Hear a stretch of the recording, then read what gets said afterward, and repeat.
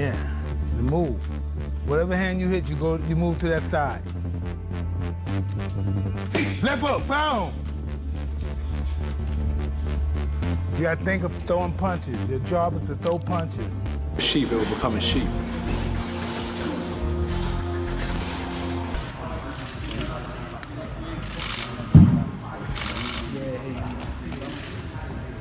Anthony Joshua is said to be working alongside Mike Tyson as he gets ready for his upcoming showdown with Jake Paul. Joshua has been reviewing classic training methods linked to Tyson's old coaches to sharpen his abilities, keeping his attention on precision, speed, and force. The camp centers on strategic preparation and conditioning, aiming to ensure Joshua enters the fight fully equipped and performing at his highest level for the challenge ahead. Been doing it in the gym, coming forward, punching to the body with his hard punches and bringing it to the head. Anthony Joshua explained how Mike Tyson influenced him, particularly through Tyson's strength and discipline. AJ has now added specific shoulder and neck workouts to his program based on Tyson's routines. He says these movements boost stability, power, and striking force, proving how learning from past greats can directly shape the evolution of his own training style. This is another neck exercise that I got from Mike Tyson. A lot of wrestlers do this.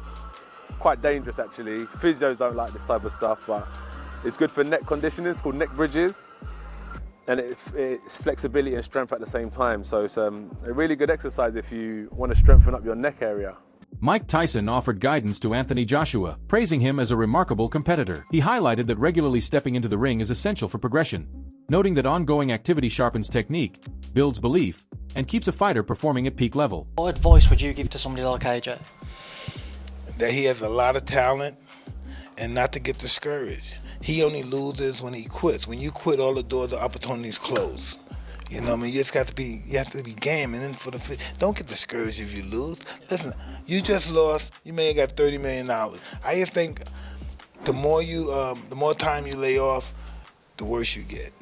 You have to fight to be the best. You have to do it more and more and more. Anthony Joshua is pushing through an intense camp, blending aspects of Mike Tyson's approach into his sessions. He practices targeted neck rotations and strength drills to increase durability and power, zeroing in on conditioning, quickness, and form. These routines are crafted to elevate his striking force, mobility, and stamina, showing how committed AJ is to improving every detail and asserting dominance in the ring.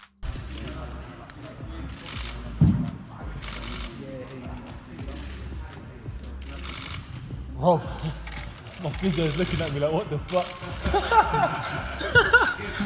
I can see you looking at me like, fuck, please don't fuck you. Hey, if it goes, at least you're here anyway.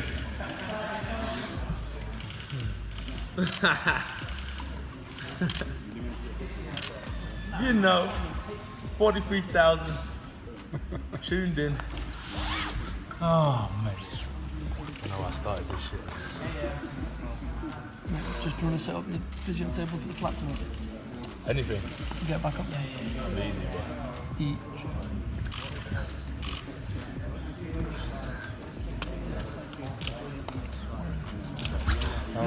Showtime sent me a lovely picture of me, the donkey microphone, interviewing Anthony. Eddie Hearn has strongly stated that he believes Anthony Joshua would beat Jake Paul if the matchup happened. Hearn notes that even though Jake Paul is not viewed as a top-tier boxer or a major figure in the traditional boxing world, fans should not assume Joshua's win would be automatic. He reminds people that Joshua has already beaten dangerous opponents, including Francis Ngannou, who is a world-class fighter himself. This comparison matters because it shows Joshua's victories come from talent, preparation, and discipline rather than facing unskilled rivals. Hearn stresses that Joshua trains relentlessly and carries a mix of power, technique, and strategy that enables him to dominate opponents at every stage. Jake Paul, Anthony Joshua, 50-50 fight. What do you make of that? Yeah, I just said in another interview, great if it is. I mean, if it is, then you've got no problem seeing it. But when AJ, I mean, decapitate's a strong word, but you know, when he renders Jake Paul unconscious like he did to Francis Ngannou, don't then say, oh well, it was Jake Paul. Do you know what I mean? I mean, when AJ beat Francis Ngannou, Ngannou just had a fight that could have gone either way with Tyson Fury. Then AJ poleaxed him and everyone just said he's just an MMA fighter. Do you know what I mean? Jake Paul's not Francis Ngannou. But, as I said before, if you want to see Jake Paul exit the boxing world, make the fight. Nigel Benn raises concerns about how entertainment-focused matchups are affecting professional boxing. He feels that when influencers or celebrities step into the ring, it creates a dynamic where dedicated career boxers, who spend their lives training and competing at elite standards, miss out on the financial respect they deserve. Ben notes that pay for legitimate competitors is often modest when compared with the enormous payouts offered in crossover events that thrive on public hype and viral exposure. These spectacle bouts attract massive crowds and major sponsorships, resulting in huge earnings for participants who may lack the same depth of skill or experience. Ben argues that this growing trend poses a risk to the sport because it diminishes the value of seasoned fighters who have invested years into perfecting their craft. Ask you, bit of rumours around today, Anthony Joshua and Jake. No. I'm not even really entertaining that. It's just not. Being a two-time heavyweight champion of the world, it's I don't know, YouTubers. I'm not really into all them influencers coming in there, and there's like some boxers that really work their butt off, don't get paid like what these guys are getting. And Anthony Joshua being a former world champion should be fighting like someone in the top 5, top 10. So I ain't really got much time to talk about that. Not interested really. Bad for boxing? Well, not bad for boxing. If people want to pay to watch it, then who am I? I'm just giving you my opinion. Who's not worked his way through the ranks to earn that shot at the former world champion? No, not at all. Australian boxing. Who are you a fan of? Obviously got good fighters out there. Joe's my type of fighter. He's very spiteful, and it's just another level, really. I don't think there's no better cruiserweight around. Joe's the man. Oladipo emphasizes the financial angle of a potential Anthony Joshua versus Jake Paul matchup. From his perspective, it would be impractical for Joshua to turn down such a highly profitable offer since the purse could reach nearly $100 million. Considering Joshua's status and experience, the threat presented by Paul is minor compared to the massive reward, making the event a very low-risk, high-return scenario. Oladipo points out that such a payday is extremely rare in boxing, even for elite champions, and capitalizing on it would be a wise decision. He maintains that Joshua is in a situation where he can secure a huge financial benefit while managing a relatively limited level of danger due to Paul's inexperience as a legitimate professional fighter. If someone knocks on your door and says, "Do you want to fight Jake Paul for 100 million?" you're like, you'd be stupid to say no. No, I don't want that 100 million for what would be and will be and should be easy work for AJ. Like, well, why are you going to turn down 100 million? AJ should and could knock out Jake Paul in a round. Like, if Jake Paul was over here fighting under our British Boxing Board of Control, I don't think it would be a Southern Area Cruiserweight champion. AJ is a former unified heavyweight champion of the world that I still believe is a top 10 heavyweight in the world. Like, AJ should be able to destroy him. AJ is going to be 60 pounds or so bigger than him. AJ hits like a truck. AJ is a better boxer. Like, this is a no contest from the beginning. A significant segment of boxing supporters is outspoken in opposing the idea of Anthony Joshua facing Jake Paul. Many believe the matchup stands as one of the biggest insults to professional boxing, pairing an established heavyweight champion with an online personality who lacks real experience in traditional boxing pathways. Fans worry that Joshua choosing Paul could delay or jeopardize a potential showdown with Tyson Fury, a far more credible and demanding opponent. To these critics, the fight seems to elevate financial motivation above the competitive and historical standards of the sport. Social platforms and discussion forums are filled with complaints about the imbalance, and many argue that Joshua's legacy might be damaged by agreeing to take part in such an event. Indeed, Anthony Joshua gets in the ring with YouTuber Jake Paul, and that's what he is, YouTuber Jake Paul. Would you watch it?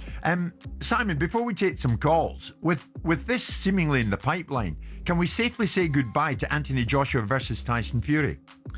Well, I think it's done anyway, judging by the mood music that seems to be coming out from various camps. If you listen to Tyson Fury, he seems to be, despite the fact we've danced this dance before and walked this walk before, he seems to be talking in a very different way. There's no hyperbole. It's, I'm done. This is a younger man's game. I've done my bit. I'm at peace with where I am in life. I don't need boxing anymore. But not in the flash for cash way that Tyson often does it. In a more earnest way is my understanding of his sort of thought processes. So with that in mind, it almost feels that that's off the table anyway. Who knows? The draw of the enormous amounts of money that this one fight can generate, this is the one fight that can really get everybody paid. I mean, the two protagonists. Whatever Usyk takes, tragically for him, he wouldn't even get anywhere near as much money as potentially being offered for the Fury-Joshua fight. What would earn AJ more of a pay packet? Fighting Fury or fighting Jake Paul? Well, I would think tragically fighting Jake Paul.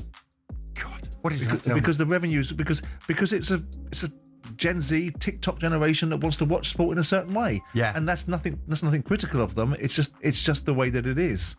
And that's the circumstances of social media and the platforms that people like Jake Paul are able to cross over. It's not a case of people in the mainstream should be dinosaurs. The digital world and those opportunities and those platforms are marvelous places. And you know, you heard me talking about Mark Goldbridge the other day and the commercial deal that he did with the Bundesliga. And we can be sniffy about their level of content, or we can accept that there's a place for everybody. It's interesting that still the digital world and that sort of space, which is the YouTube. Experts have noted that Jake Paul's decision to fight Anthony Joshua represents a major rise in difficulty compared to the opponents he has faced before. Unlike the older or semi-retired fighters he has previously boxed, Joshua is an active, top-tier professional accustomed to competing at the highest levels. This shift forces Paul to refine his preparation, approach, and mentality, since he can no longer depend on meeting someone past their peak or lacking meaningful experience in demanding contests. Analysts observe that although Paul remains the clear underdog, this matchup challenges him in a far more genuine way, giving him the chance to display growth, adaptation, and improved skill. Be even bigger than the Mike Tyson fight. It's hard to say really. Tyson was a big name, but it's going to do numbers regardless, because Joshua is a big name and then people are going to be tuning in to see Jake Paul get knocked out. Right now, Eddie Hearn talks about Jake Paul taking this Joshua fight. I mean, my estimations of Jake Paul would go through the roof if he signs to fight Anthony Joshua, because I just can't believe in my mind that he would do something like that. I mean, Gervonta was a smart one because of his size. Like, you know, I think actually he would have had a lot of success against Jake Paul, but the size is a problem.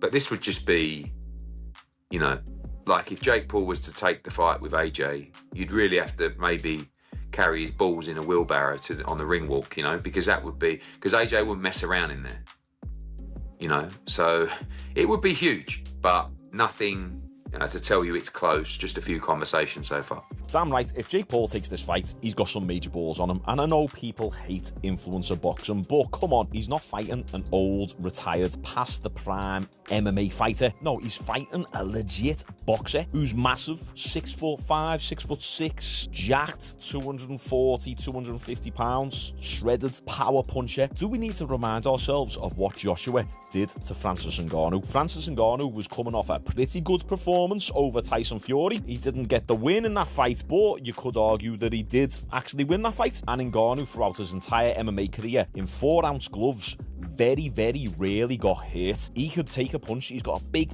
fat African head. Big, thick neck, traps, back. He just can't really be hit. And look what Joshua... Shane McGuigan has voiced doubt about whether the Anthony Joshua versus Jake Paul matchup will ever reach the ring. He calls the concept absurd, questioning the logistical and practical details required for the fight to occur.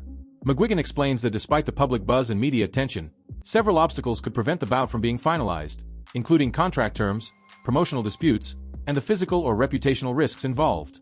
He adds that from a sporting standpoint, the matchup may not be worthwhile for Joshua if his goal is to preserve his competitive legitimacy. McGuigan's remarks echo the concerns of many within the boxing world who are uneasy about placing entertainment value and financial gain above authentic athletic challenges. This up, Anthony Joshua, Jake Paul reports. What do you make of it? And if we were to see AJ step in with Jake Paul?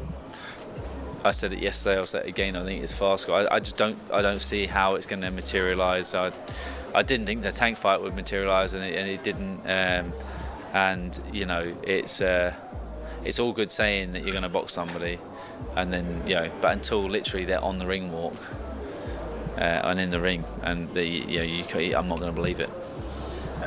Away from AJ, what do you make of the Devin Haney and Brian Norman Jr. fight next week? It's an interesting fight. Haney's up at 147. He looks good. He looks physically good. It's mad to think he's only 26 years of age.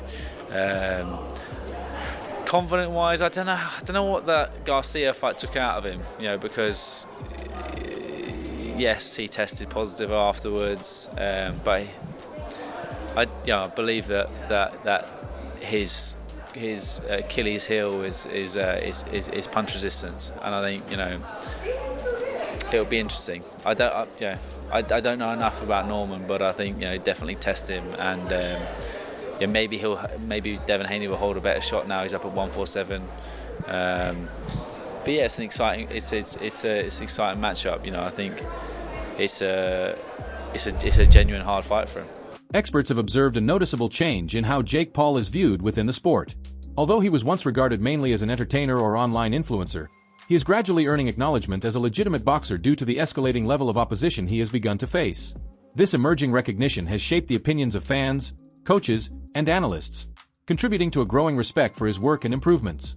Analysts emphasize that this shift does not place Paul alongside elite fighters like Joshua, but it does indicate a meaningful move toward greater credibility. I feel like the one that I was most clear from you was the Anderson Silva one. Where Anderson Silva had like one sick round where he's like, whoop, whoop, doing it what Anderson Silva does and missing everything, and cracks him and whatever. And then he just like the next few rounds, he's back to like just getting his butt kicked by Jake Paul and walking around, doesn't look the same. Yeah. But again, I don't think these guys are actually getting dropped to like faking. I think Jake Paul actually has that kind of power. I just feel like they kind of know the deal. Okay. Yeah, we're gonna fight. We're gonna fight. I make a lot of money. You make a lot of money, not as much money as me, but you make more money than you ever would. So you take it. It is what it is. But I don't know. Kind of sucks to see all these legends, right? Like of the sport. Like, you don't want to see that. You don't want to see this guy is losing to freaking Jake Paul. I will say I loved everything about the Tyson fight in the lead up, and then as I'm actually watching it, I'm like, all right, this is actually fucked up. My bad. Yeah, it's like senior. Even when he turns around on camera. More people are starting to take him seriously, recognizing that he trains intensely, studies the craft, and is willing to accept demanding matchups. This shift influences the direction of his career, as greater acknowledgement of his abilities can help him secure tougher opponents and larger, higher-profile events going forward. Analysts say that while he is still developing, the increase in respect marks a significant change in perception and signals an important moment in how crossover athletes are regarded within the boxing scene. That he probably knows some other stuff like how much Anthony Joshua made. Is he in debt? Does he have to do? They know these. There's an outside motivation to want to do it. Yeah. And then that's probably why guys like Tyson or whatever would like, well, yeah, I need to pay some bills. Let's do it. It also gets their name back out there, like in a big way. And it has to be a big enough name that people are interested at all. Yeah. And I think at this point, Jake Paul is taken a little more seriously than before. Like if it was the first fight, I think it's a lot different. But then at this point, I think it's more like, oh yeah, it's a thing. It's an exhibition. It's a model. Yeah. This has got to be big money because even Anthony Joshua's last fight that he lost, he reportedly earned about 25 million pounds. And when he fought Francis Ngannou in March, he approximately made $50 million. Wow. So like rumor mill has it so that Jake Paul is set to potentially Jake Paul might earn 92 million. That wraps up today's video. Thanks for watching. See you next time.